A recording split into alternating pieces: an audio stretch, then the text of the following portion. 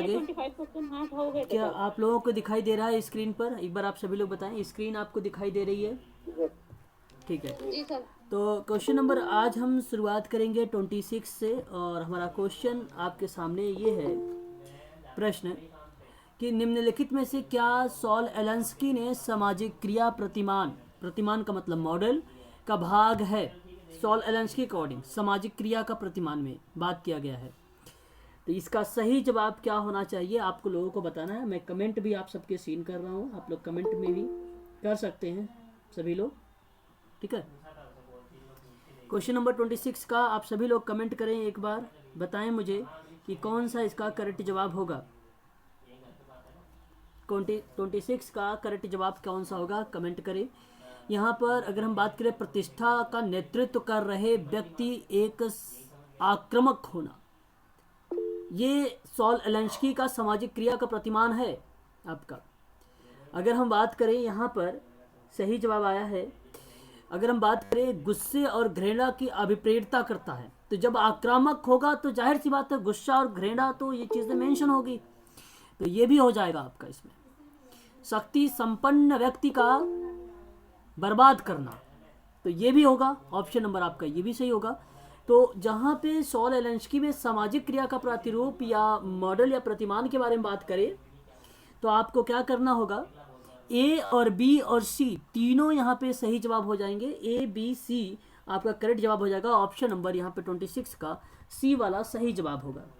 केवल दीपा का सही जवाब आया है, ठीक है। चलिए कोई बात नहीं, अभी से करते हैं और अच्छे से करेंगे। अब प्रश्न है अभिकथन वाला प्रश्न। क्वेश्चन नंबर 27 कह रहा है कि सामाजिक स्तरीकरण सामाजिक समूहों को पदानुक्रम की स्थिति में लाने की व्यवस्था है। क्या ये बात सही लग रही है कि जो सामाजिक स्तरीकरण है सामाजिक समूह को पदानुक्रम की स्थिति में लाने की व्यवस्था है? हाँ या ना में जवाब देंगे आप सभी लोग। तो यहाँ पे करेक्ट जवाब होगा हाँ है, इसका सही जवाब है। सामाजिक स्तरीकरण में सामाजिक समूहों को पदानुक्रम की स्थिति में लाने की बात भी किया है, इसलिए आपका ये स्टेटमेंट भी सही रहेगा। शक्ति, अधिकार यानी सत्ता, संपत्ति, सामाजिक मूल्य तथा सामाजिक संतुष्टि के संदर्भ में सामाजिक स्तरीकरण असमान होता है। तो संपत्ति या सत्ता या सामाजिक मूल्यों के प्रति या हम उसके परिप्रेक्ष्य या दृष्टिकोण से देखते हैं तो मानसिक संतुष्टि के संदर्भ में सामाजिक स्तरीकरण का जो एक रूप मिलता है वो असमानता की तरफ मिलता है। तो इस तरीके से आप इसे कहेंगे कि यहाँ पर ये भी सही है। तो ऑप्शन आपका ए और आर दोनों सही है, और ए और आर दोनों सही हैं तो ये सामाजिक स्तरीकरण के बारे में बता भी रहे हैं, तो इसलिए आप सभी का यहाँ पे ऑप्शन नंबर 3 सही हो जाएगा। मेरे यहाँ से कोई बैकग्राउंड आवाज़ वगैरह तो नहीं जा रही है आप लोगों के पास? क्लियर आवाज़ है? कंफर्म कर दीजिए एक बार, दिक्कत नहीं हो रही है आप लोगों को? क्लियर है सर। चलो फिर ठीक है। ऑप्शन यहाँ पर यहाँ जो होगा 3 होगा, यानी सी फॉर चेन्नई आपका करेक्ट जवाब होगा। आगे हम बात करते हैं क्वेश्चन नंबर 28 के बारे में। कह रहा है कि आधुनिक विश्व की सामाजिक समस्याओं को, अब ध्यान समझिएगा, आज के वर्तमान समय की कंडीशन की बात कर रहा हूँ। आधुनिक विश्व की सामाजिक समस्याओं के प्रभावी रूप से सामना करने के लिए पारदर्शी दृष्टिकोण की आवश्यकता होती है। क्या ये बात सही लग रहा है आप लोगों को? बताइए जरा एक बार, क्या समाज आज की जो विश्व की सामाजिक समस्याएं हैं उन सामाजिक समस्याओं को प्रभावी रूप से सामना करने के लिए पारदर्शी दृष्टिकोण की आवश्यकता होती है? बात तो ठीक है, हमें विभिन्न प्रकार की तकनीकी का हम यूज़ करते हैं समस्याओं का समाधान करने के लिए, तो पारदर्शी दृष्टिकोण एक प्रकार की तकनीकी को रिलेट कर लीजिए आप लोग, तो ये एलिगेशन आपका सही हो जाएगा अभिकथन। अब आप जरा सोचिए कि गरीबी और भुखमरी जैसी समस्याओं को वैश्विक संयुक्त कार्रवाई, कार्रवाई का मतलब क्रिया, तो कार्रवाई की आवश्यकता होगी। तो जैसे ही अगर कोई मान लीजिए आप पारदर्शिक दृष्टिकोण की आवश्यकता लगा रहे हैं, आधुनिक विश्व की ये समस्याएं हैं कि गरीबी भुखमरी जैसी समस्याएं हैं और ये वैश्विक संयुक्त क्रिया है, तो जब इसकी आवश्यकता के लिए हम ऐसी पारदर्शी दृष्टिकोण की आवश्यकता हमें पड़ती है ऐसी कंडीशन पर। तो ये एक प्रकार का अगर हम बात करें तो ये भी आपका सही है और आर भी सही है, और इसी के दृष्टिकोण में अगर हम बात करें तो आर जो है ए की सही व्याख्या भी कर रहा है, तो ऑप्शन नंबर 4 आपका यहाँ पे सही जवाब हो जाएगा। क्वेश्चन नंबर 28 का ऑप्शन आपका 4 यानी डी वाला सही है, और जवाब भी आप लोगों को मैं देख रहा हूँ शक्ति, वैशाली, हनीफ, दीपा, संगीता, प्रियंका, गौतम, इनके सभी जवाब के आ रहे हैं ऑप्शन नंबर डी की तरफ। ठीक है, बहुत बढ़िया। एक और प्रश्न लीजिए आप सभी लोग। पेरिस में 1928 में world conference of social workers, आप ध्यान से मेरी बात को समझिएगा, 1929 की जो है यहाँ पे बात चल रही है आप सभी के लिए। तो पेरिस में 1928 में world Congress of social workers के आयोजन के बाद इंटरनेशनल कोऑपरेशन मतलब सहसंबंध ऑफ सोशल एसोसिएशन का गठन किया गया और बाद में international federation of social work बन गया। भाई यही है, यही आपका, अगर हम बात करते हैं क्वेश्चन नंबर 29 का करेक्ट जवाब की तरफ, तो ये कहीं ना कहीं ये बात अपने आप में फैक्ट पर आधारित है और ये फैक्ट पर जब आधारित होगा तो ये सही जवाब है आपका ऑप्शन ए। अगर हम बात करते हैं international federation of social work का उद्देश्य, अब देखिए यहाँ पर इन्होंने कहा कि 1928 में world conference of social work का आयोजन किया, बाद में ये बना इंटरनेशनल कोऑपरेशनल नेशनल एसोसिएशन का गठन किया, बाद में फिर या international federation of social worker के नाम से आप सभी लोग जानते हैं, आप सभी लोग जानते हो IFSW के नाम से। ठीक है, तो आप सभी लोग जानते हो इंटरनेशनल फेडरेशन सोशल वर्कर के नाम से जानते हो। इंटरनेशनल फेडरेशन सोशल वर्क का जो उद्देश्य है व्यावसायिक समाज कार्य के माध्यम से सामाजिक न्याय पर आधारित विश्व की स्थापना करना है। क्या ये स्टेटमेंट आपके, देखिए बात को समझिए, ये बात तो सत्य है कि व्यावसायिक समाज कार्य के माध्यम से सामाजिक न्याय पर आधारित विश्व की स्थापना करता है। क्या ये उद्देश्य जो है, क्या ये उद्देश्य जो है ये इसको मैच कर रहा है ऑप्शन नंबर ए को? बताएं आप लोग। करना चाहिए, है ना, करना चाहिए, लेकिन अब आप कंफ्यूज हैं इस प्रश्न से, आप सभी लोग कंफ्यूज, भाई क्यों नहीं यार, नाम तो ऊपर international federation of social work तो बता रहा है और फिर उसके उद्देश्य बता रहा है, तो क्यों नहीं मैच करेगा, है ना। लोगों का आ रहा है ऑप्शन, शक्ति जी का भी ए आ रहा है, एलिगेशन का बी आ रहा है, हनी का बी आ रहा है, सेकंड आ रहा है। ठीक है, देखो अब मैं बताता हूँ, अब यहाँ पे थोड़ा सा एलिशन सा समझना मेरी बात को। कारण ये है कि क्यों नहीं हुआ, क्योंकि यहाँ पर वर्ल्ड कॉन्फ्रेंस में एक अलग उद्देश्य था, रहा होगा, जो बाद में चेंज हुआ इंटरनेशनल कोऑपरेशनल नेशनल एसोसिएशन, इसका अलग मोटो बनाया गया। अब फिर बाद में इंटरनेशनल जो फेडरेशन बना ये इसका बना। तो ऊपर जो एलिगेशन है ये केवल एक नीचे वाली यानी कारण के बारे में एक बात को केवल रिप्रेजेंट करता है, ये इंटरनेशनल का, बाकी दो का रिप्रेजेंट नहीं करता है। एक तो यहाँ पे वर्ल्ड कॉन्फ्रेंस के बारे में नहीं बात कर रहा है ना, ये तो ये दोनों अलग हैं, तो इनके तो अलग अलग उद्देश्य होंगे, तो फिर नहीं होगा। ठीक है एलिगेशन सर, एलिसन सर आप मुझे जरा बताएं यहाँ पर क्या आप सही है, समझ में आया? ऑप्शन नंबर आपका ए नहीं होगा, बी होगा। हाँ, यहाँ पर सही जवाब option number B for Bombay होगा। तो थोड़ा सा प्रश्नों में डीप में चले जाएंगे तो आप इजीली आप समझ पाएंगे थोड़ा सा। ठीक है, ऑप्शन नंबर यहाँ पर बी वाला सही जवाब था। और आगे बढ़ते हैं, और यहाँ पर हमारे सामने एक और प्रश्न आएगा अभी, और ये आ चुका है प्रश्न। आपको मैंने ये शायद जब मैं टॉपिक करवा रहा था तो उसमें डाला था, पर्सन इन सिचुएशन पर बल देने का मतलब क्या है? मतलब अभिप्राय, तात्पर्य, आशय, एक सेवार्थी को बेहतर तरीके से समझना तथा उसकी सहायता करना। क्या ये स्टेटमेंट आपको सही लग रही है? पर्सन इन सिचुएशन की, एक व्यक्ति की स्थिति पर जो बल देने की बात कर रहा है, तो क्या सेवार्थी की बेहतर तरीके से समझना ये आपको अच्छा लग रहा है? लगना चाहिए अच्छा, नहीं भी लग रहा है तो लगाओ अच्छा, और यही करेक्ट जवाब हो जाएगा आपका। ये आपका जाहिर सी बात है, ये सेवार्थी को बेहतर, यानी पर्सन का मतलब व्यक्ति हो गया, सिचुएशन का मतलब स्थिति हो गई, तो स्थिति में जब व्यक्ति होगा तो बेहतर बनाने के लिए ही बात होगा, तो ये स्टेटमेंट सही हो जाएगा। द पर्सन इन सिचुएशन विन्यास का व्यक्ति परक होता है। अब व्यक्ति परक क्यों नहीं कह सकते हैं आप लोग? कारण ये है क्योंकि अगर हम ग्रुप वर्क को ले लेते हैं तो यहाँ पे केस वर्क कहाँ हुआ? इसको ये बोलना चाहिए था कि द पर्सन इन सिचुएशन जो होगा प्राथमिक प्रणाली विन्यास में, प्राथमिक व्यक्ति परक की जगह प्राथमिक प्रणाली डालना चाहिए था इसे। तब ये आप कहते कि सर यहाँ पे दोनों के दोनों स्टेटमेंट सही होंगे, लेकिन यहाँ पे आर गलत हो जाएगा, option number C for Chennai correct हो जाएगा। हनी का सही जवाब आया है, दीपा मैडम आपका गलत हो गया, भावना मैडम आपका गलत हो गया। सतेंद्र सर यहाँ पे पर्सन इन सिचुएशन में व्यक्ति परक दे दिया है, तो व्यक्ति परक कहीं ना कहीं भेदभाव वगैरह को रिप्रेजेंट कर देता है। और भेदभाव रहित होता है। और पर्सन इन सिचुएशन बताती है आप लोगों से इस कंडीशन को कि आपको केवल व्यक्तिपरकता को नहीं, आपको यहाँ पर बताती है केस वर्क को भी, ग्रुप वर्क को भी और कम्युनिटी वर्क को भी बताती है, तीनों को बताती है पर्सन सिचुएशन। ठीक है, और सेवार्थी बेहतर बनेगा तो तीनों में बनेगा, प्राथमिक प्रणाली के तीनों में बेहतर बनेगा। ठीक है, तो यहाँ पर ऑप्शन नंबर सी। सर ये पर्सन इन सिचुएशन कौन ने दिया सर? ये हैमिल्टन का है ना? नहीं, पर्सन इन सिचुएशन का कोई कॉन्सेप्ट ऐसा नहीं आया कि ये थ्योरी किसी एक बंदे ने इस पे, फ्लोरेंस हॉलिस ने दिया है ये तो। नहीं, पर्सन इन सिचुएशन, देखो मेरी बात को देखिए, मैं बताता हूँ। इसका क्वेश्चन भी आया था 2015 में। क्या आया था? कि ये अवधारणा किसने दी है? तो ये फ्लोरेंस हॉलिस ने दी थी ये sir. Person in situation Florence Hollies ने दी थी। अच्छा, 2015 के कौन से पेपर में दिया था इसने? किसी को पता है? पर्सन इन सिचुएशन का क्वेश्चन पेपर 2 टाइप के हुआ करते थे। वर्क में है, मेरे को याद है, पर वो मेरे को एकदम क्लिक नहीं कर रहा है, इसलिए पूछ रही थी कि अच्छा, किसने दिया है। हाँ, तो मैंने 2015 का सोल्व किया था ना, तो उसमें था ये। अच्छा, चलो कोई बात नहीं। अगर मैं आपको बता दूं कि पर्सन इन सिचुएशन के बारे में अगर हम बात कर रहे हैं यहाँ पर, तो आपको ये समझना है कि क्लाइंट आपका सेंट्रल्ड में है। ठीक है, और कॉन्सेप्ट के बारे में आप कह रहे हैं किसका नाम आता है? फ्लोरेंस हॉलिस का नाम आता है।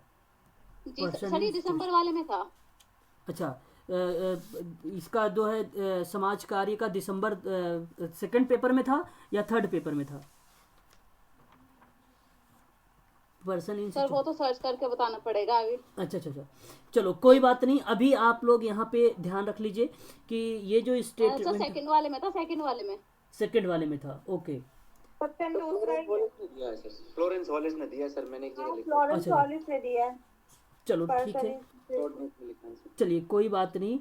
पर्सन इन सिचुएशन का अगर आप कॉन्सेप्ट के बारे में बात कर रहे हैं तो फ्लोरेंस हॉलिस आप लोग नोट कर लीजिए, यहाँ पर नोट कर लीजिए। फ्लोरेंस हॉलिस के द्वारा ये कॉन्सेप्ट जो है दिया गया है। ठीक है, फ्लोरेंस हॉलिस का द्वारा। ठीक है, चलिए आगे बढ़ते हैं। नेक्स्ट पॉइंट पे लेते हैं हम लोग, नेक्स्ट क्वेश्चन लेते हैं। कह रहा है आपसे कि सामाजिक क्रिया का सामाजिक विधान एक दूसरे के पूरक होंगे। क्या ये बात आपको ठीक लग रही है कि सामाजिक क्रिया में सामाजिक विधान जो है एक दूसरे के पूरक होंगे? बताएं। जी सर, आकांक्षा जी का कहना है कि ठीक है भाई। तो यहाँ पर अगर आप कह रहे हैं सही है, तो मैं भी मानता हूँ ये भी स्टेटमेंट आपका सही है, एक दूसरे के पूरक हैं। और अगर आप सामाजिक क्रिया में अगर सामाजिक विधान प्रचार प्रसार के बारे में देखें तो जन समुदाय के बारे में बात होता है, तो एक दूसरे के पूरक हैं। ठीक है, एक दूसरे के पूरक हैं, तो इसलिए आप इसको कह सकते हैं। मैरी रिचमंड की परिभाषा यहाँ पे फिट बैठती है। सामाजिक क्रिया का अवसर नए कानूनों की आवश्यकता का उजागर करती है। क्या आप इस बात से भी सहमत हैं? बिल्कुल सहमत होना चाहिए आप लोगों को। करती है, सामाजिक क्रिया का नया अवसर कानून और जो है आवश्यकता को उजागर करती है। और साथ ही साथ इसकी सही व्याख्या भी हो रही है। ऑप्शन अब बताइए आप सभी लोग। सत्येंद्र जी का आ रहा है बी, तो बी ही सही जवाब है यहाँ पर। संगीता जी, रूपम जी, आकांक्षा जी और भावना मैडम, तो option number B for Bombay correct जवाब है आपका, सेकंड वाला। आगे अगर हम बात करते हैं सामाजिक अपक्रियाओं का सामाजिक क्रियात्मकता पर प्रतिकूल प्रभाव पड़ने का आशंका रहती है। तो जो सामाजिक अपक्रियाएं होती हैं उसका बेसिकली सामाजिक जो क्रियात्मक या फंक्शनल जो भी एक्टिविटी होती है उसका प्रतिकूल प्रभाव पड़ता है। और ये बना भी रहता है शंकाएं कि कहीं ना कहीं नेगेटिव प्रभाव पड़ सकता है सामाजिक अपक्रियाओं का। तो ये बात सही है, ये आप नोट कर लीजिएगा, ये इंपॉर्टेंट क्वेश्चन भी है, ये बात ठीक भी है। आपका ऑप्शन यहाँ पे ये बहुत ही इंपॉर्टेंट क्वेश्चन है, इसको ध्यान रखिएगा। विभिन्न व्यवस्थाओं अथवा सामाजिक बुराइयों के बीच पारस्परिक क्रियाओं का अपक्रिया उत्पन्न होती है। जाहिर सी बात है, जब विभिन्न प्रकार की ये जो अपक्रिया है इसको डिफाइन किया है यहाँ पर, इसको क्या कर दिया, डिफाइन कर दिया कि विभिन्न व्यवस्था सामाजिक बुराइयों के बीच जो पारस्परिक क्रिया हो रही है वहां से उत्पन्न होती है अपक्रिया। और अपक्रिया जो होती है वो सामाजिक क्रियात्मकता पे प्रतिकूल प्रभाव पड़ जाती है। इसलिए ऑप्शन नंबर आपका बी वाला यानी सेकंड वाला सही जवाब हो जाएगा। ए आर दोनों सही हैं, आर ए की सही व्याख्या भी कर रहा है। ऑप्शन नंबर आपके यहाँ पे सेकंड सही जवाब है। क्वेश्चन नंबर अगर हम बात करें 33 के बारे में कि विकासात्मक समाज कल्याण और बृहद स्तर। देखो अगर आपको पता होगा बृहद स्तरीय के बारे में अगर अवधारणा के कॉन्सेप्ट के नाम आता है तो समुदाय का भी नाम आता है। समुदाय को हम लोग बृहद नाम से भी जानते हैं, है ना, याद आ रहा होगा आप लोगों को, मैंने एक बार करवाया था। तो ये स्टेटमेंट आपका सही है कि विकासात्मक समाज कल्याण में बृहद स्तरीय की अवधारणा को रिप्रेजेंट हो जाती है। और विकासात्मक समाज कल्याण संस्थागत बदलाव लाने का प्रयास ही करता है। ये भी स्टेटमेंट सही है। यहाँ पर सही जवाब ऑप्शन नंबर आपका सेकंड वाला सही है। हनी, दीपा, आकांक्षा, गरिमा, वैशाली और नीलेश जी का सही जवाब आ रहा है ऑप्शन नंबर सेकंड वाला यहाँ पर। ठीक है, बहुत बढ़िया है ना। आगे बात करते हैं और नेक्स्ट क्वेश्चन लेते हैं हम सभी लोग। अब हम देखेंगे कि जीवन निर्वाह के लिए आवश्यक ऊर्जाओं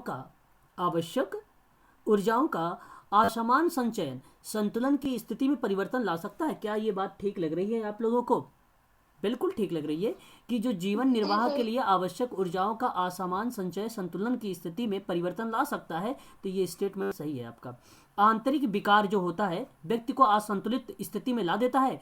जो आंतरिक विकार होगा तो वो ला सकता है कि नहीं ला सकता है? बिल्कुल ला सकता है आंतरिक विकार। ऑप्शन नंबर आपका 4 वाला सही माना जाएगा। यहाँ पे ए और आर दोनों सही हैं आपके यहाँ पे। ठीक है अभिषेक जी, प्रश्न बहुत ही सरल हैं और आप इजीली कर पा रहे होंगे। 2017 का ये क्वेश्चन पेपर है, आप लोग सरल तरीके से इसको कर पा रहे होंगे।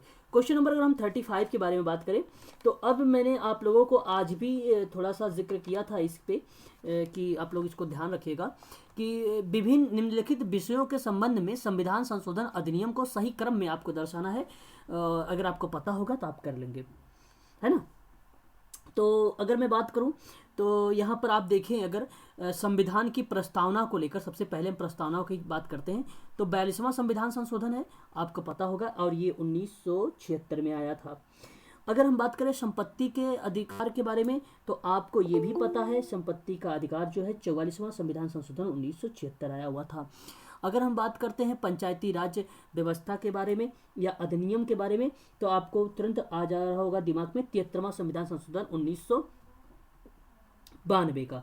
अगर हम बात करते हैं नगर पालिका अधिनियम के बारे में तो नगर पालिका आपके मन में आ रहा होगा 74वां संविधान संशोधन 1974 का। तो ये इस हिसाब से अगर देखा जाए तो यही ऑप्शन आपका सेकंड वाला ही सही जवाब चल रहा है, बी फॉर बॉम्बे। सत्येंद्र जी आपका गलत हो गया है।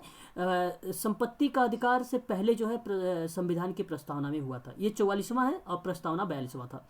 ठीक है, तो ऑप्शन नंबर यहाँ पर सेकंड वाला करेक्ट जवाब हो जाएगा। चलिए आगे बढ़ते हैं। ये बेसिकली आपको सही क्रम आपको आइडेंटिफाई करना है। ये प्रश्न का सही जो क्रम होगा इसको बताना है आप लोगों को, और आप मुझे ज़रा बताएं इसका सही क्रम क्या हो सकता है। क्वेश्चन नंबर 36 का सही क्रम क्या हो सकता है? व्यक्ति, समस्या, स्थान, प्रक्रिया, यही करेक्ट जवाब हो जाएगा। ऑप्शन नंबर सी आपका यहाँ पे थर्ड आप लोगों का जवाब भी आ रहा है, यहाँ पे यही सही जवाब है। आपने नाम सुना होगा एच पर्लमेन का नाम, जिन्होंने समस्या समाधान के उपागम के बारे में बताया था कि आप किसी व्यक्ति की या समुदाय की या समूह की समस्या का समाधान करेंगे तो ये 4 बातें आपको देखने को मिलेगा। तो इसको 4 P's के नाम से भी जाना जाता है, person, problem, place and process. ठीक है, ऑप्शन आपका यहाँ पे थर्ड करेक्ट हो जाएगा। वर्ष में मनाए जाने वाले निम्नलिखित दिवसों को उनके मनाए जाने का सही क्रम आपको रिप्रेजेंट करना है। अगर हम बात करते हैं पहले युवा को लेकर थोड़ा सा आप लोग इसको मैच करने की कोशिश भी करना, क्योंकि यहाँ पे 2 टाइप के युवा, एक अंतर्राष्ट्रीय युवा दिवस हो सकता है, एक राष्ट्रीय युवा दिवस हो सकता है। इसलिए थोड़ा सा आप लोग कॉमन सेंस का प्रयोग करने की कोशिश करना। एक मनाया जाता है 12 जनवरी को और एक मनाया जाता है आप लोगों को पता होगा 12 अगस्त को, है ना, सही है कि नहीं? 12 अगस्त को जो मनाया जाता है वो अंतर्राष्ट्रीय युवा दिवस है और जो 12 जनवरी को मनाया जाता है वो राष्ट्रीय युवा दिवस है। क्लियर हुआ? रूपम बताइए। हाँ सर। हाँ, अब देखो, अब आपको यहाँ पर पहले अगस्त को छोड़ दीजिए, कॉमन सेंस का प्रयोग करिए कि एग्जामिनर चाह क्या रहा था। पहले हम जनवरी को लेकर चलेंगे। तो फिर उसके बाद महिला दिवस की बात करें तो मार्च आ जाता है, 8 मार्च का। और अंतर्राष्ट्रीय साक्षरता दिवस के बारे में अगर हम बात करें तो ये आपका आ जाता है कितनी तारीख को आता है ये? 8 सितंबर को। और अगर हम एड्स दिवस के बारे में बात करें तो ये आपका आ जाता है 1 दिसंबर को। ये तो बात क्लियर हुआ। चलो, अगर मैं 12 अगस्त ले लेता हूँ, 12 जनवरी को छोड़ देता हूँ, 12 अगस्त लेता हूँ तो फिर मार्च आ जाता है इसमें। देखिए मार्च आ रहा है ये, और लेकिन यहाँ पे अगस्त के बाद मार्च तो होना नहीं चाहिए, अगस्त के बाद सितंबर आना चाहिए था, अगस्त के बाद इसको देना चाहिए था अंतर्राष्ट्रीय वाला, है ना। तो इसलिए अगस्त को आप नहीं लेंगे, एग्जामिनर का यही पॉइंट ऑफ व्यू रहा होगा और इसलिए इसका सही जवाब हो जाएगा ऑप्शन नंबर सेकंड वाला करेक्ट जवाब। क्या मेरी बात से सहमत हुए आप सभी लोग? रूपम जी ये तो बिल्कुल गलत हो जाएगा। महिला 8 मार्च होगा। सर गलती से चला गया वो। ठीक है, तो यहाँ पे ऑप्शन नंबर सेकंड वाला करेक्ट जवाब हो जाएगा। ठीक है, बहुत बढ़िया। एक और प्रश्न देखते हैं हम सभी लोग। यहाँ पर प्रश्न है कि निम्नलिखित अधिनियमों का कालक्रम के अनुसार आपको बताना है कौन कौन से जो हैं इसका कालक्रम होंगे। आप जो देख रहे हैं ये शिशु जो शिशु अधिनियम है, इसी को ही बोला जाता है प्रशिक्षुक जो है अधिनियम भी इसी को ही बोला जाता है। प्रशिक्षुक अधिनियम भी इसी को ही कहा जाता है। ठीक है, इसी को ही बोला जाता है। प्रशिक्षुक अधिनियम भी इसी को कहा जाता है। अब मैं आप लोगों को थोड़ा सा ध्यान से बता देता हूँ, आप लोग नोट कर लीजिए इन अधिनियमों के नाम को। 1961 में आपका आया था प्रशिक्षु एक्ट 1961 में, और जो गार्जियन एंड वार्ड एक्ट है ये 1890 में लाया गया था, जिसको हम लोग अभिभावक और वार्ड एक्ट भी कहते हैं। और जो रिफॉर्मेटरी स्कूल्स एक्ट जिसको आप बोलते हो सुधार स्कूल अधिनियम, ये लाया गया था 1897 में। और चिल्ड्रेन एक्ट है एक जो लाया गया था 1989 को। ठीक है, शिशु अधिनियम 1969, ये आप ध्यान रखेंगे 1969। अब जरा मैच करें आप। चिल्ड्रेन एक्ट कब आया था सर? चिल्ड्रेन एक्ट कब आया था?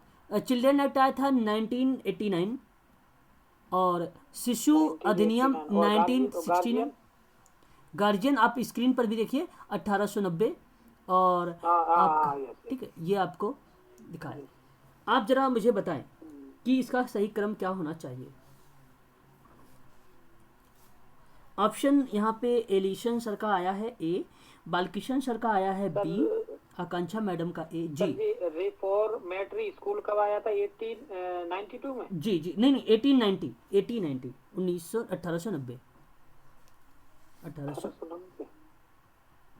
ये मिनट, ये रेफरेटरी है ना? नहीं ये 1897।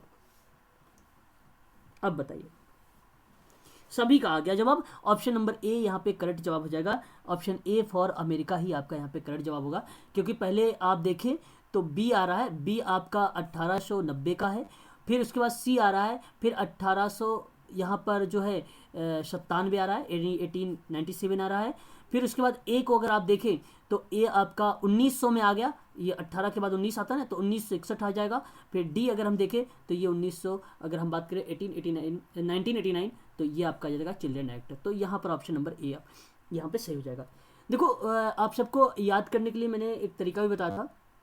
जैसे अगर मैं बात करूं हिंदू विवाह अधिनियम, तो विवाह अधिनियम आप ऐसे भी याद कर सकते हैं। विवाह कब हुआ था भाई? एक व्यक्ति था 55 का था, तो 1955 आप इसको इस तरीके से कर सकते हैं जिसने शादी किया।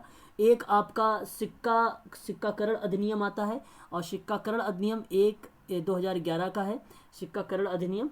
और एक सिक्का आप ऐसे करके सकते हैं, एक सिक्का 1 रुपये का सिक्का होता है, तो आप 2011 ऐसे रिलेट कर सकते हैं। और एकाधिकार अधिनियम प्रतिबंधात्मक एक्ट है, वो 1969 में आया था, यानी 1969 में आया था। एकाधिकार एवं प्रतिबंधात्मकता अधिनियम 1969 का। और एका का मतलब होता है, एकाधिकार का होता है आपका अधिकार छीन लिया किसी ने, और छीनने से आपको याद हो जाएगा 6-9, तो छीन 9, तो आप यहाँ पे छीन लेना, तो आप कह देना 69 हो जाएगा। घरेलू हिंसा में आप ऐसे याद कर सकते हैं, जैसे मारपीट की बात होती है, तो मारपीट में जैसे अगर आपको याद होगा पंच, तो पंच से मारपीट, घरेलू हिंसा तो सभी को याद भी होगा, तो पंच 2005 याद कर लेंगे। तंबाकू बोर्ड एक एक्ट था 1975, तो तंबाकू की अगर बात आए तो आप पीछे हट जाएं, पीछे तो 1975 में आपको 1900 पीछे यानी 5 आ रहा है, पीछे हट जाएं तंबाकू के देखते या तो सुनते ही नाम। फिर डाकू अगर हम बात करें तो इसमें आप जैसे तंबाकू में डाकू एक नाम आता है, तो डाकू को देखकर लोग पीछे हट जाते हैं, तो ऐसे भी आप इसको याद कर सकते हैं। तंबाकू को जो एक्ट अधिनियम है वो 1975 है। सीमा शुल्क एक अधिनियम था, वो सीमा शुल्क में 1962 आता है सीमा शुल्क, और इसको अगर याद करने की ज़रूरत है तो सीमा के अंदर बॉस होते हैं, और बॉस 62 यानी 62 आ जाता है, आपको याद आ जाएगा। ठीक है, तो 1962 यानी बॉस सीमा शुल्क, और सीमा शुल्क कौन लेता है? बॉस ही लेता है, आपको ये पता होगा। एक वन्य संरक्षण अधिनियम है, और वन्य संरक्षण मतलब जीव का शिकार ना हो, और जब जीव का शिकार ना हो तो हमें क्या करना चाहिए? उनका साथ देना चाहिए। तो साथ 1972 होगा, तो साथ 2 जीव का संरक्षण करने के लिए साथ 2, तो साथ 2 आप 72 ऐसे याद कर सकते हैं। एक ट्रिक है ना, आपको याद होने की तरीके हैं। इस तरीके से बहुत सारे आर्टिकल्स हैं, आप जैसे पढ़ें तो उसको रिलेट करें याद करने का तरीके से। आगे अगर हम बात करते हैं क्वेश्चन नंबर जो है 39 के बारे में, सिगमंड फ्रायड के द्वारा दिए गए जो है 4 चरण हैं, इन 4 चरण नहीं 5 चरण हैं, इन 5 चरणों को आप सही तरीके से मुझे बताएं क्या होना चाहिए 5 चरण। ऑप्शन आप सबके मैं जानना चाहूँगा कि कौन से इसके चरण होंगे। तो एक ओरल होगा, एनल होगा, नहीं सत्येंद्र जी आपका डी आ गया, गलत हो गया, यहाँ पर डी नहीं होगा। ओरल एनल पहले होता है, जेनेटिकल जो होता है ये आप ध्यान रखें, ये लास्ट में आता है। ओरल, एनल, फेलिक और लेटेंसी और जेनेटल, ये आपकी 5 स्टेजेस है, या आप लोग खास कर ध्यान रखें। सिगमंड फ्रायड बहुत इंपॉर्टेंट है, हर एक एग्जाम में पूछा जाता है, ये हर एक वनडे एग्जाम में पूछा जाता है, तो इसलिए इसको इंपॉर्टेंट रखें जरूर अपने दिमाग में इसको, ठीक है। आगे हम बात करते हैं, तो क्वेश्चन नंबर आपके सामने ये है क्लेन करके, क्लेन की एक द्वारा दिया गया समूह विकास की अवस्था।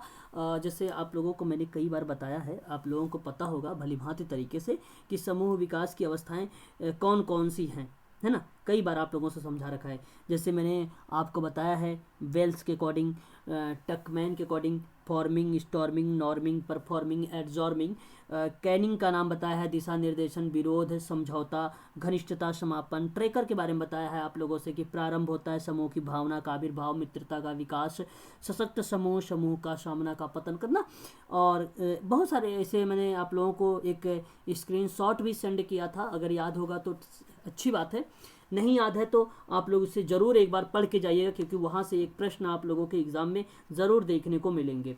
तो यहाँ पे आप लोगों का सही जवाब क्या होना चाहिए मैं आप सबसे जानना चाहूँगा।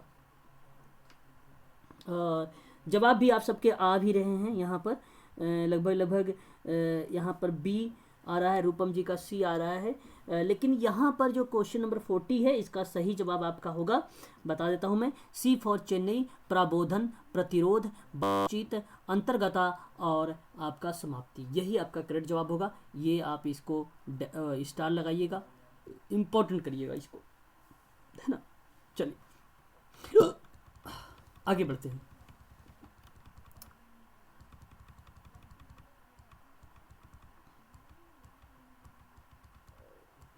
सर अपरंगता क्या होता है?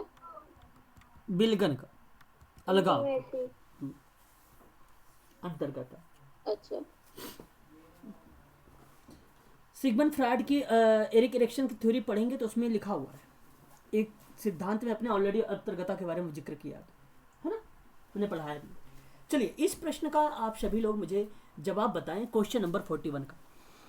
ऑप्शन आ रहा है यहाँ पर भाई, आया है आकांक्षा का सी आया है, हनी का सी आया, संगीता सैनी मैडम का, इनका एडमिट कार्ड नहीं मिल रहा था, अभी इनको मिल गया। एडमिट कार्ड मिल गया आपको ना? यस सर, मिल गया। चलो ठीक है, बहुत बढ़िया, ये इनका जवाब आया है। तो अगर हम बात करते हैं यहाँ पर क्वेश्चन नंबर 41 के बारे में, तो 41 आपसे कहता है भी यहाँ पर स्कीनर का ही ये करेक्ट जवाब है, क्रिया प्रसूति अधिगम का सिद्धांत है। केवल संगीता जी का यहाँ पे सही जवाब आया है, वैशाली मैडम का आप सही आ गया है, बाकी बच्चे निखिल और हनी जी, आकांक्षा मैडम, वैशाली मैडम, आप लोगों के गलत जवाब आ रहे हैं। तो ये यहाँ पर करेक्ट जवाब होगा स्किनर का OCT, operant conditioning learning theory हम बोलते हैं इसी को। सर वो सी हमारा पहला वाला था, अभी नहीं दिया हमने। ठीक है, तो अभी दो, तो यहाँ पर सही जवाब हो जाएगा आपका ए। अन्ना फ्रायड अहम मनोविज्ञान के हैं, आपको पता होगा भली भांति तरीके से। एरिक फ्रॉम बेसिकली समव्यवहार, जिसको एरिक बर्न कहते हो, वही चीज़ है ये, एरिक बर्न। और एलिजाबेथन हॉरलॉक के बारे में बात करें तो जो from what is charity from to social work, है ना, जो मैरी रिचमंड के साथ आए थे, जो मैरी रिचमंड के साथ आते हैं, एलिजाबेथन हॉरलॉक वही है, ठीक है। तो ये चीज़ें हैं। आवश्यकता का पदानुक्रम का सिद्धांत ब्राहम मैस्लो का हो जाता है। अवचेतन मस्तिष्क के बारे में बात होती है तो सिगमंड फ्रायड का नाम आ जाता है, ठीक है। चलो ये प्रश्न जो है 5-6 टाइप के बन रहे थे, मैंने सारे बता दिए। आगे हम बात करते हैं। अब ये प्रश्न पर आपको विचार करना पड़ेगा, सही तरीका क्या हो सकता है मैच करने का।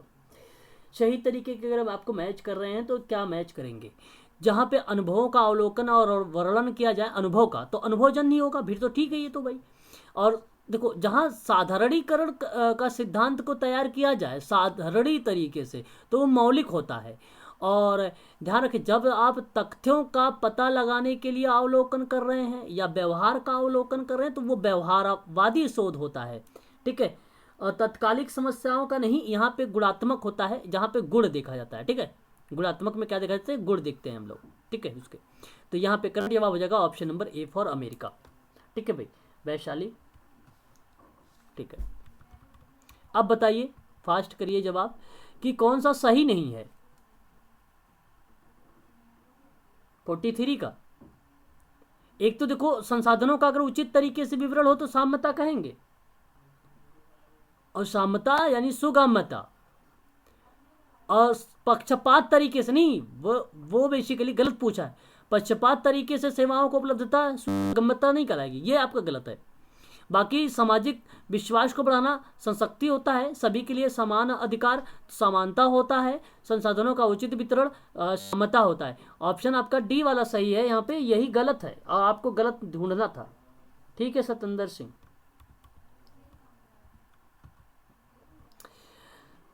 यहाँ पर बताइए जरा आप लोग, टॉजलैंड एंड रिवॉस का नाम किससे मैच करेगा। बाल गोपाल किससे मैच करेंगे, कार्ल मार्क्स किससे मैच होंगे, एरिक बॉर्न से किससे मैच होगा, फॉर्म से, एरिक फॉर्म से।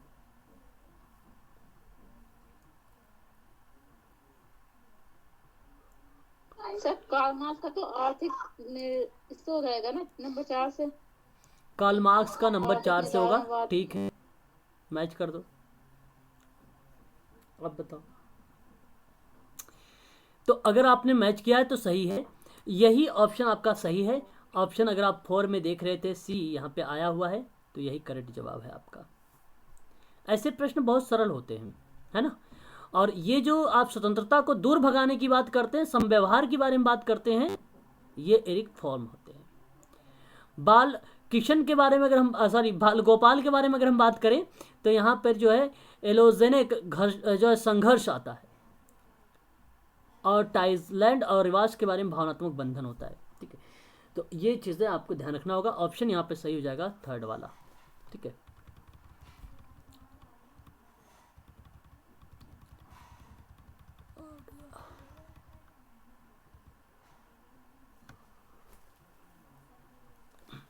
बताएं, क्वेश्चन नंबर 45 बताएं कि कौन सा सही नहीं मैच है। देखिए, अभी आप देख रहे थे शक्तियों के बारे में, संशक्ति था, तो एक दूसरे को प्रभावित करने के लिए समूहों की क्षमता, ठीक है, समूहों की क्षमता नहीं, संशक्ति नहीं होगी ये। संशक्ति वही शक्तियों को रिप्रेजेंट कर रहा था, और समूह के जो सदस्य होंगे व्यवहारों को प्रकाशित करने के नियम के जो मानदंड ही कहेंगे हम लोग। समूह के जीवन काल के लक्ष्यों का तथा उद्देश्यों का प्रबलता जो है संयोज क्षमता कहेंगे। समूह के जीवन काल में ध्यान रखिएगा, जीवन काल की बात हो रही है, लक्ष्य को लेकर उद्देश्य को लेकर संयोजन क्षमता होता है, ठीक है। ये प्रश्न हो सकता है, पूछा जाए इस बार। लक्ष्यों और समूह के प्रवृत्ति के संबंध में सहमति की डिग्री सर्व सम्मानित होता है, बात ठीक है। ऑप्शन आपका यहाँ पे 3rd वाला करेक्ट जवाब हो जाएगा, यही सही नहीं है। अब एक प्रश्न आप लोग देखेंगे अभी, आप थोड़ा सा ऐसे प्रश्नों को आप लोगों को क्या करना है, पहले प्रश्न को देखना है। जैसे समान नागरिक संहिता का संबंध निम्नलिखित में से किसके लिए है, किससे है, कि सांस्कृतिक विविधता से है, कि स्त्री पुरुष न्याय से है, कि सांस्कृतिक विविधता और स्त्री पुरुष न्याय दोनों होंगे, कि परिवार एकीकरण होगा, कौन से होंगे बताइए जरा। 46 बहुत सरल प्रश्न है, और आपको बता देता हूँ। अब आपको यहाँ पे अगर पहले ट्रिक लगा रहे हो, अच्छा ट्रिक लगा लो, तो ट्रिक लगाओ तो देखो स्त्री पुरुष न्याय हो गया, और साथ अगर मैं सांस्कृतिक विविधता जोड़ दूं तो दोनों में से सबसे बेटर नहीं होगा भाई, दोनों एक साथ आ रहे हैं। अब तो जब दोनों एक साथ आ रहे हैं तो ट्रिक लगा दियो, काम हो जाएगा। या तो फिर इसे पढ़ लीजिए आप, ठीक है, या तो आप इसे पढ़ लीजिए, ठीक है, या तो आप पढ़ लीजिए, तो ये भी सही हो जाएगा आपका, ठीक है। तो पढ़ने की जरूरत नहीं है, यहाँ पे प्रश्न ही वैसा है, इजी टाइप का प्रश्न है, सरल टाइप का प्रश्न है ये, आप इजीली कर लेंगे इसे। डैश समुदाय के पर्सनल लॉ अब भी असंहिताबद्ध है। तो हिंदू मुस्लिम ईसाई या मुस्लिम तथा सिख, बताएं आप। क्वेश्चन नंबर 47 पढ़ें, थोड़ा सा ट्रिक यहाँ पे काम नहीं आ पाएगी, है ना। जी सर, पढ़ना हाँ पड़ेगा। पढ़ना पड़ेगा, ठीक है, शाबाश। ट्रिक यहाँ पे काम नहीं आएगी। अब इसने कहा है कि भारत में ईसाई है, ओके चलो कोई नहीं, देख लेते हैं कि समुदाय, वैसे तो मुस्लिम है, देख लेते हैं, पढ़ लेते हैं पहले, ठीक है पढ़ लेते हैं। देखिए क्या बोल रहा है, भारत में समान नागरिकता संहिता बनाए रखने के लिए प्रश्न है ही नहीं, म्यूट हो जाइए। प्रश्न कह रहा है कि समुदाय में पर्सनल लॉ के लिए अब भी असंहिताबद्ध है, कौन सा, अभी भी पूछा है इसने। तो पहले तो भाई पर्सनल लॉ ढूंढिए, पर्सनल लॉ तो मिल गया हमें, कानून वाला। तो थोड़ा सा देखते हैं, परंतु विवाह, उत्तराधिकार, तलाक और गोद देने के मामले में हम अपने धर्म को पर्सनल लॉ कानून को मानते हैं। अच्छा ये बात तो ये कह रहा है, लेकिन हजम नहीं हुआ कुछ, आगे बढ़ते हैं। फिर हर समुदाय में अपनी विशेषता प्रथाएं हैं, परंतु वो अलग अलग रूप से जो है महिलाओं के साथ अन्याय भी करते हैं। हिंदू, ईसाई, फारसी कानून के संहिताबद्ध किया जा चुका है, और इसने प्रश्न पूछा है कि अभी असंहिताबद्ध है, लेकिन ये तो संहिताबद्ध है। तो हिंदू को, मुस्लिम को, फारसी कानूनों को हटा दीजिए, जो मिलेगा वही मिल जाएगा आपको। अब आप कहना मत, यहाँ पे अगर आप सिख लगाते तो मुस्लिम का भी आ रहा, लेकिन आप देखो यहाँ पे तो ऑप्शन ए को कट गया, सी कट गया जी। 1950 जहाँ लिखा है उससे तीसरी लाइन पढ़ी है। अच्छा जी ठीक है, अभी नहीं मिल पाया है। हाँ तीसरी लाइन में मुस्लिम दिया हुआ है सर। ठीक है, देख लेते हैं, पढ़ लेते हैं और आगे भी पढ़ लेते हैं। बहुत बढ़िया, आप मुझे बता रहे हैं, यहाँ पढ़ रहे हैं आप, ईसाई पर्सनल लॉ। अच्छा यहाँ पे देखिए कि समय के साथ उसमें संशोधन हो चुके थे। मुस्लिम पर्सनल लॉ ने बहुत से पहलुओं के बारे में कानून नहीं बनाया था। हाँ, जब कानून नहीं बनाया था, यही करेक्ट जवाब हो जाएगा आपका, असंहिताबद्ध हो जाएगा, ठीक है। और यहाँ पे ईसाई पर्सनल लॉ जो है ना, संहिताबद्ध किया गया है, और असंहिताबद्ध लिखा हुआ प्रश्न में, देखिए जरा, सही कह रहे हैं आप, मुस्लिम सही है सर। इसी लाइन के नीचे लिखा हुआ है सर, इसी लाइन के नीचे लिखा है, बहुत से पहलुओं में मुस्लिम पर्सनल लॉ बोर्ड ने अब भी नहीं बनाया कानून। फिर अच्छा देख लेते हैं इनका, ठीक है, अभी देख लेते हैं। कानून बनाया है और इन पहलुओं के इस्लामी न्याय शास्त्र के उतार, ठीक है, चढ़ाव के सहारे छोड़ दिया है। चौथी लाइन में, ठीक है, देख रहे हैं, इस पे पढ़ रहे हैं। हिंदू पर्सनल लॉ 1950 के दशक में 4 अधिनियमों के संहिताबद्ध किया गया था और पिछले वर्षों में इसमें संशोधन कर दिया गया। यद्यपि यह अब भी स्त्री पुरुष दोनों की पूरी तरह न्याय संगति नहीं हुआ है, फिर भी निश्चित रूप से महिला अधिकारों की दिशा में बड़ा कदम हो रखा है। कहाँ से आप पढ़ रहे हो, कौन सा लॉ? अच्छा यहाँ से पढ़ रहे हो, बहुत से पहलुओं के दृष्टि से महिलाओं का पर्सनल, अच्छा इससे नीचे, बहुत से पहलुओं को दृष्टि से मुस्लिम पर्सनल लॉ असंबद्धता भी है।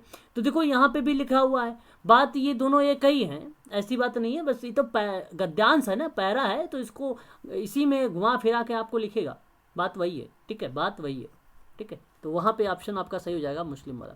जैसे भी समझ में आए आ जाना चाहिए आपको, बस क्वेश्चन नंबर यहाँ पर सही हो जाएगा, सही आपका बी वाला, है ना। आगे बढ़ें, चले बताइए, हिंदू विवाह कानून निम्न में से क्या अब भी नहीं है, किसमें नहीं है? ये प्रश्न, हिंदू विवाह कानून निम्न में से क्या अब भी नहीं है, ये क्वेश्चन है आपके सामने 48 का ये प्रश्न है। तो आप देखिए, समुदाय द्वारा पूर्णता प्रशासित है, तो ये तो है, महिलाओं के साथ पूर्ण न्याय संगत करता है, पुजारियों के द्वारा स्वीकृति है, या महिलाओं और बच्चों को, बुजुर्गों को परिवार से सभी सदस्यों के समान अवसर प्रोवाइड करने के पक्ष में है, ये तो है। तो यहाँ पे प्रश्न पूछा नहीं है, हमें दो कंफ्यूज हो रहे हैं हम लोग कि एक महिलाओं के साथ पूर्ण न्याय करता है, दूसरी तरफ ये कह रहा है कि पुजारियों के द्वारा पूर्णता जो है इसे स्वीकृति है। गद्यांश पढ़ते हैं, है ना, एक बार फिर समय ले लीजिए, यहाँ पर एग्ज़ाम में आपको यही सारी चीज़ें ट्रिक काम आने वाली है। आप भी ऐसे ही करेंगे फिर घुमा फिरा के, तभी आपको आंसर फिर वहाँ पे मिलना शुरू हो जाएगा एग्ज़ाम के दौरान में। प्रश्न आपसे ये पूछा है कि हिंदू विवाह कानून निम्न में से क्या अब भी नहीं है ना? प्रश्न यही था। तो अब आप ढूंढिए जरा सभी लोग, यहाँ से पढ़ें कि एक भी विषय में विभिन्न समुदायों के बिल्कुल विपरीत राय हो सकती है। हिंदू विवाह एक संस्कार है, मुस्लिम विवाह एक सिविल अनुबंधन होता है जिसमें उत्तरदायित्व का उल्लेख है। अच्छा, ये भी नहीं अभी मिला।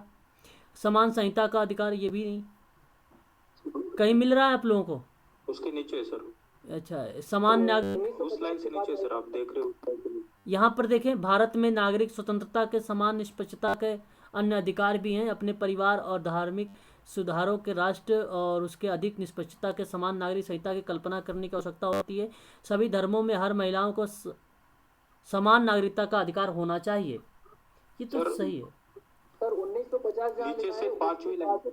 अच्छा, 1950 के बाद यद्यपि से पढ़िए सर। अच्छा, यद्यपि या अभी भी स्त्री पुरुष दोनों के लिए पूरी तरह से न्याय संगत नहीं है।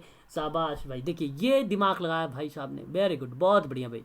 ऐसे ही आपको पढ़ना होगा कि ऐसे ही आपको ढूंढना होता है ना। मैं ढूंढता रहता हूँ कि भाई इसमें है कहाँ पर, है ना, वो शब्द को। तो आप लोग भी ऐसे करिए, बहुत बढ़िया। यहाँ पर सही जवाब हो जाएगा आपका ऑप्शन नंबर, यही सही जवाब हो जाएगा। ये देखो साफ शब्दों में लिखा भी है यहाँ पर। ऑप्शन नंबर अगर आप ढूंढे तो इसमें आपको यही सही मिलेगा, यही करेक्ट जवाब हो जाएगा। ठीक है, ऑप्शन आपका यहाँ पे कौन सा सही हुआ?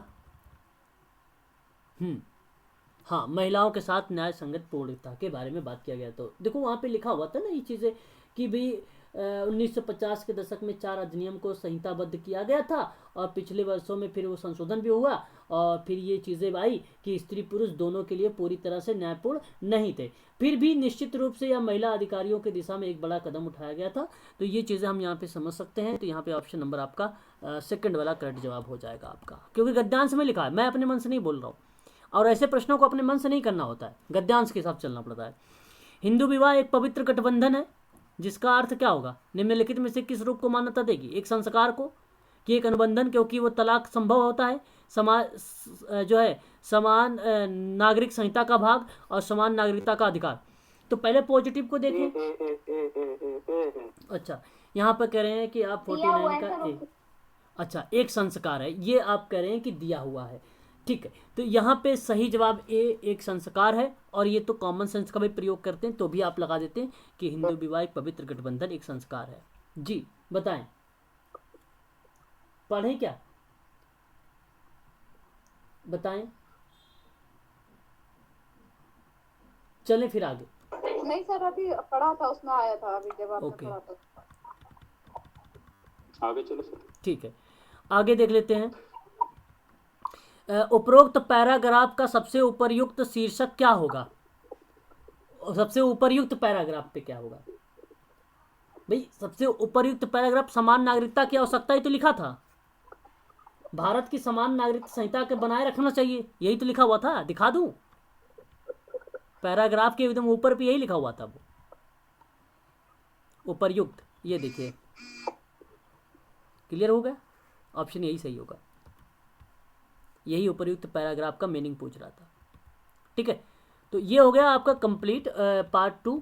अभी हम आगे बढ़ेंगे, अब नेक्स्ट क्वेश्चन लेंगे। यहाँ पर आपको मैंने जो आयोग ने आंसर की जारी किया था उसके उत्तर भी यहाँ पे दिए गए हैं 50 के, है ना। यहाँ तक आपको उत्तर करने हैं, बाकी यहाँ पे उत्तर नहीं दिए गए हैं इसलिए इसको छोड़ दिया गया है। ठीक है, ये सारे आपको 50 तक मिल जाएंगे। यहाँ से आगे बढ़ते हैं। अच्छा, 2 टाइप के यहाँ पे मैंने ढूंढ लिया है, 2 टाइप के रख दिए हैं, दोनों का सिमिलर ही है, अलग नहीं आएगा कोई भी। ठीक है,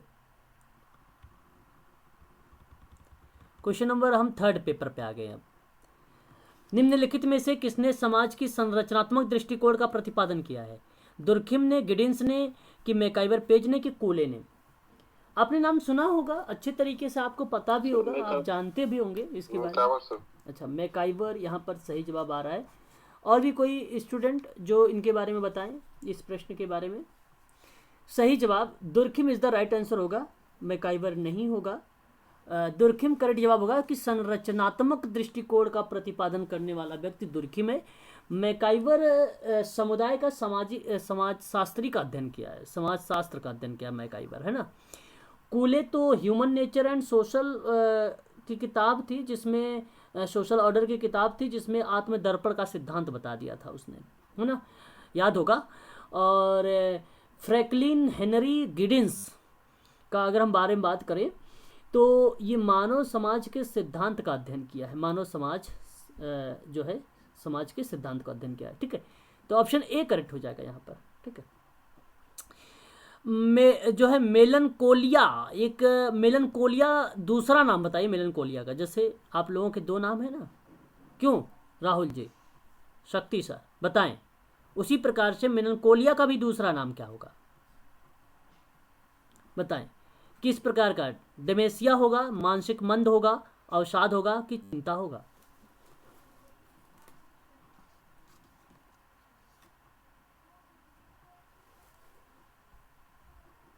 बी, मानसिक मंद कहते हैं इंटेलेक्चुअल डिसेबिलिटी को, इसको बोलते हैं इंटेलेक्चुअल डिसेबिलिटी को, बौद्धिक अक्षमता बोलते हैं मानसिक मंद को। चिंता का मेल दूसरा नाम नहीं, अवसाद, डिप्रेशन। सी, वेरी गुड अभिनव जी, हाँ शाबाश, अभिनव जी का जवाब सही आया है भाई। यहाँ पर अभिषेक का भी सही जवाब आ गया, अवसाद को बोलते हैं मेलनकोलिया, ठीक है। यहाँ पे सही जवाब हो जाएगा थर्ड वाला। तो आपने एक और जानकारी ले लिया। अब कभी किसी को अवसाद होगा कि आप डिप्रेशन से हो, तो आप उसे डिप्रेशन ना बोल के आप मेलनकोलिया बोलें, तो शायद आपको वो जल्दी याद रहेगा, ठीक है। निम्नलिखित में से किसने हीन भावना, ठीक है, इंफीरियोरिटी कॉम्प्लेक्स की अवधारणा विकसित किया है ना? आप जानते होंगे इनके बारे में, तो अच्छे तरीके से जानते हैं आप सभी लोग, लेकिन नाम पहली बार ये सुन रहे हैं शायद, हीन भावना, है ना? कोई बात नहीं, सही हो जाएगा, हीन भावना, है ना। क्वेश्चन नंबर थर्ड है आपके सामने, और इस थर्ड का सही जवाब जो होगा ऑप्शन नंबर आपका यहाँ पर हीन भावना के बारे में अगर हम बात करें तो थर्ड का सही जवाब क्या होगा यहाँ पर? एडलर, हाँ सीरियल हो सकता है, सीरियल नहीं, एडलर का ये कॉन्सेप्ट था, अल्फ्रेड एडलर का ये कॉन्सेप्ट था, यही आपका करेक्ट जवाब हो जाएगा, हीन भावना। अब्राहम मैस्लो के तो पदानुक्रम का सिद्धांत है। ये आरबी कैटल का नाम सुना? आरबी कैटल नहीं सुना है? आरबी कैटल का नाम, सुना है सर, सुना है सर। तरल ठोस का कैटल का नाम सुना है? ठोस और तरल का सिद्धांत, जी जी हाँ, ठोस एंड तरल का सिद्धांत ही आता है। यूजीसी में एक बार ये सही भी हुआ था, ये प्रश्न आया हुआ था, ऐसे ही पूछ लिया था। सिरिल बट का नाम, ये मनोवैज्ञानिक गुणवत्ता पैमाने के बारे में बात करते हैं, मनोवैज्ञानिक गुणवत्ता पैमाने के बारे में बात करते हैं, ठीक है। HB Trecker, question number 4, HB Trecker के अनुसार प्रत्येक व्यक्ति को निम्नलिखित में से किसकी आवश्यकता पड़ती है? जो सामाजिक समूह की कार्यकर्ता, इसकी जानकारी होनी चाहिए। मदद की, समर्थन की, सहायता की, मान्यता की, किसका होना चाहिए? अच्छा प्रश्न है ना? प्रश्न अच्छा है, बताएं।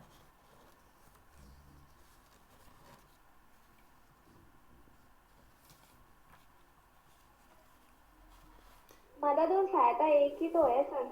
मदद और सहायता एक ही है, तो फिर क्या बोला जाए इनको?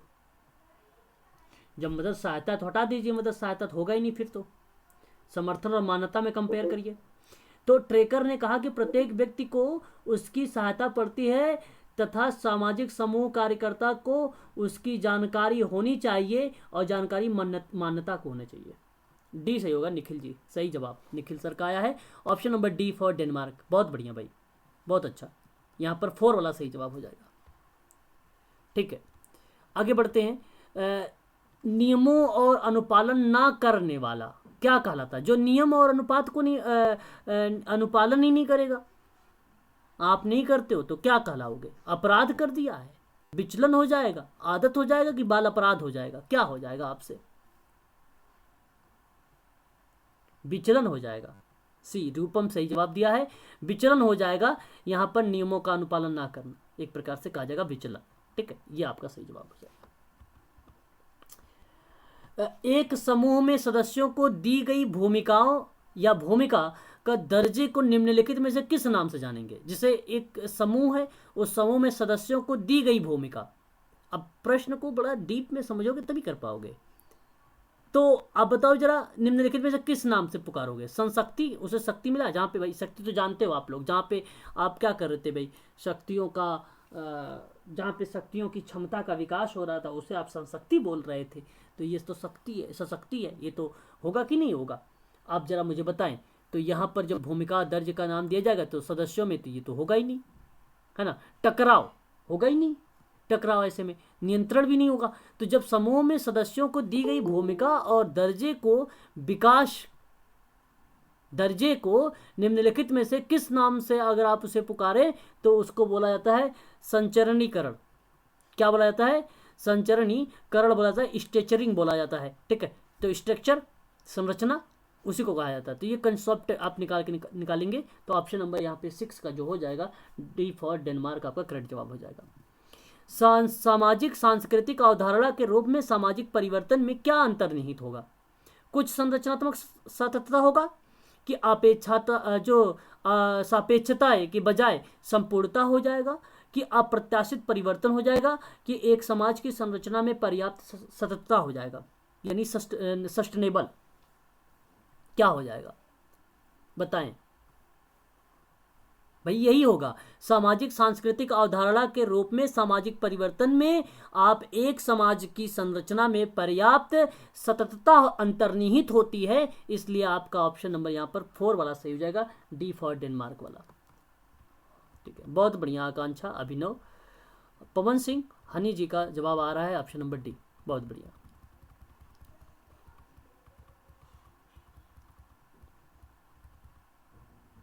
चलिए, अच्छा प्रश्न है। अपने मृत भाई की संतानहीन विधवा के साथ एक व्यक्ति का विवाह डैश कहलाता है क्या? सेरोटल पॉलीजेमी कहलाएगा, कि लेविस्टरेट कहलाएगा, कि सोरोरेट कहलाएगा, कि पोलोजेमी कहलाएगा, या पोलीगेमी भी कहते हैं, पोलीगेमी या पोलीजेमी, ऐसे एग्जाम में मिलेंगे तो आप कंफ्यूज नहीं होंगे, बात एक ही होता है ना। तो देखो, जब एक चीज़ ध्यान रखना, प्राचीन अगर हम बात करें प्राचीन प्रथाओं को लेकर या प्राचीन समय के बारे में बात करें, तो उस समय ऐसा होता था कि मृत भाई की संतानहीन विधवा के साथ एक व्यक्ति का विवाह कर देना, बेसिकली हम लोग वह रिप्रेजेंट करते थे लेविरेट में। किसको? लेविरेट में, ठीक है आकांक्षा जी, लेविरेट होगा वो।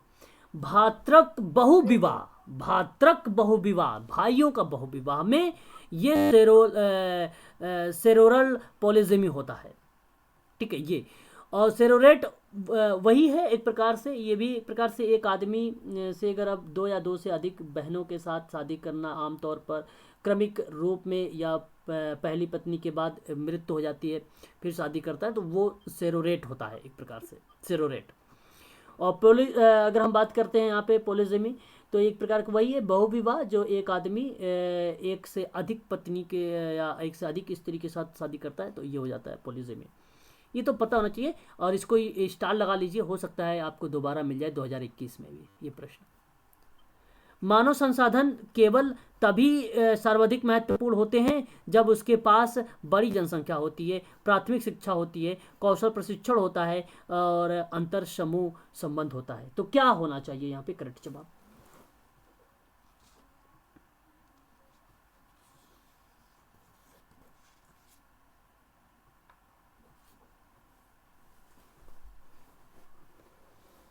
यहाँ पे कौशल प्रशिक्षण होना चाहिए, है ना। शहबाश, बहुत बढ़िया, सी जवाब आया है अभिषेक जी का, और अभिनव जी का भी आया है, निखिल सर का भी जवाब आया है ऑप्शन नंबर 3, बहुत बढ़िया। यही होगा, जब मानव संसाधन केवल तभी सर्वाधिक महत्वपूर्ण होता है जब उसके पास कौशल और प्रशिक्षण होता है, ठीक है, बहुत बढ़िया, ऑप्शन नंबर सी सही है। महिलाओं का अश्लील प्रतिनिधित्व, अब प्रतिषेध अधिनियम है, ये फैक्ट पर प्रश्न है, और आप जरा मुझे बताएं इसका सही जवाब क्या होगा। 1983, 1984, 1985, 1986, इसका सही जवाब क्या होना चाहिए? तो सही जवाब 1986 होगा, है ना। वेरी गुड, सही जवाब आ रहा है आकांक्षा का, संगीता मैडम, वैशाली मैडम और हनी मैडम, अभिषेक जी, अभिनव सर, ठीक है, बालकिशन जी का भी ऑप्शन नंबर डी आया है। 1980 और 83 के दौरान कौन अखिल भारतीय जेल सुधार समिति के अध्यक्ष रहे होंगे? तो ये देखो, ये भी फैक्ट का प्रश्न है। किससे प्रश्न है? फैक्ट से प्रश्न है। तो 1980 और 83 के दौरान में अखिल भारतीय जेल सुधार के समिति के जो अध्यक्ष रहे हैं उनका नाम क्या है? तो उनका नाम है न्यायमूर्ति NL Mulla. Option number A for America correct जवाब हो जाएगा यहाँ पर। इलेक्ट्रा कॉम्प्लेक्स शब्द का प्रयोग और हाँ, ये आपका इलेक्ट्रा कॉम्प्लेक्स शब्द का प्रयोग आपको पता होगा। सिगमंड फ्रायड का नाम, ये पिता के साथ अधिक लगाव रखना क्या होना चाहिए, और कि माता के साथ अधिक लगाव रखना। माता के साथ अधिक लगाव रखना ही क्या कहलाता है? आपका इलेक्ट्रा कॉम्प्लेक्स कहलाता है। बहुत बच्चों का गलत जवाब आया है, यानी आप लोगों को याद नहीं है ये प्रश्न, इसलिए आप लोगों का गलत जवाब आया है। मैं पढ़ाया हूँ तो ऐसी गलती ना करें आप लोग, ठीक है। पिता के साथ अधिक लगाव sir Electra principle sir Oedipus है सर। ओडिपस। सर वो तो ओडिपस होता है, इलेक्ट्रा प्रिंसिपल लड़कियों के अंदर होती है ना। ओडिपस है वो पिता के साथ लग रहा इलेक्ट्रा कॉम्प्लेक्स। इलेक्ट्रा के साथ अधिक लगाव, पिता के साथ लगाओ। क्या बात? बेटी का पिता के साथ अधिक लगाओ इलेक्ट्रा कॉम्प्लेक्स। ओडिपस ग्रंथि, ओडिपस ग्रंथि ओडिपस में माता बेटे का माता के साथ, हाँ माता के साथ अधिक लगाओ ओडिपस। ओके सर ओडी मतलब वो मतलब बॉय के साथ ऐसे रिलेट किया जाना लोकला माता। पुत्र की अपनी पुत्र, सिगमंड फ्रायड ने पुत्र की अपनी माता के साथ अगर मतलब स्नेह या प्रेम की बात करता है। आंसर की में ये गलत है। अच्छा, यूजीसी के आंसर की में ये गलत है। अच्छा, ठीक है जवाब यहाँ पे हाँ नोट कर लीजिए सभी लोग, वेरी गुड। देखिए यहाँ पे अगर हम बात करें कि पुत्र की अगर अपनी माता के प्रति हो रहा है, तो माता के प्रति अगर पुत्र हो रहा है तो उसे ओडिपस ग्रंथि कहते हैं। और ठीक है, और ठीक इसी के विपरीत अगर हम बात करें इलेक्ट्रा ग्रंथि का, तो वो पिता के प्रति होता है। ऑप्शन नंबर ए करेक्ट हो जाएगा, वेरी गुड। यहाँ पर आप लिख लीजिए इलेक्ट्रा और यहाँ पर लिख लीजिए ओडिपस, ठीक है, ओडिपस लिख लिया। चलिए आगे बात करते हैं क्वेश्चन नंबर 13 के बारे में। कह रहा निम्नलिखित कथनों पर विचार करो जरा कि नियोक्ताओं और कामगारों के बीच में अच्छे संबंध बनाने और उन्हें बनाए रखने के लिए उपायों को बढ़ावा देना क्या होगा?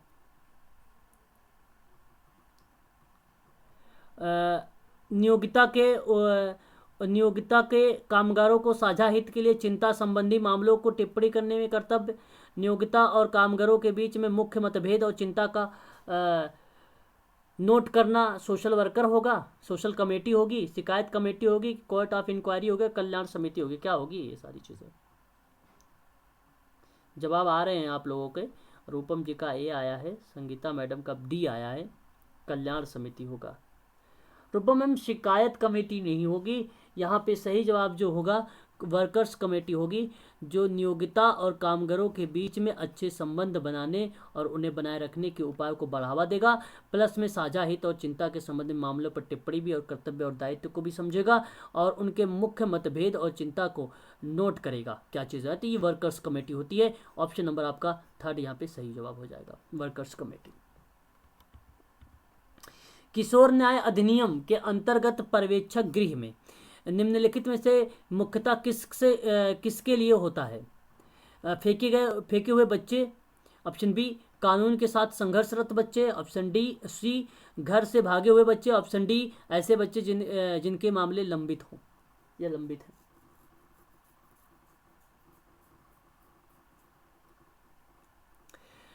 पर्यवेक्षक गृह